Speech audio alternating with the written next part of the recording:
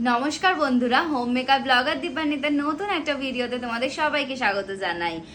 আমেরিকার ইলেকশনে কিভাবে রাষ্ট্রপতি নির্বাচিত হয়, আজ সেই তথ্য তোমাদের সাথে শেয়ার করব। যেরকম আমাদের দেশে 543টা সিট আছে লোকসভায়, এবং তার মধ্যে যে দল 273টা সিট পাবে সেই মেজরিটি পায় এবং সে সরকার গঠন করতে পারে। তো আমেরিকার ব্যাপারটা একদমই উল্টো। প্রসেসটা কি তোমাদের বলি।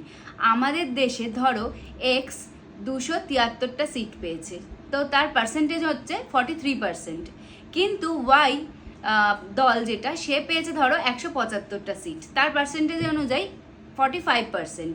তো আমাদের দেশ হলে কি হবে, যে পার্সেন্টেজ অনুযায়ী না, যে সিট বেশি পেয়েছে সেই কিন্তু সরকার গঠন করতে পারবে।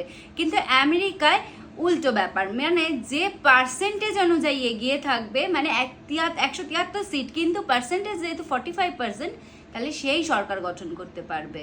আমেরিকার নির্বাচন সিটের উপর হয় না, পার্সেন্টেজের উপর হয়। তাই এরকম নতুন নতুন তথ্য পেতে হলে আমার চ্যানেলটা প্লিজ সাবস্ক্রাইব করে দিও।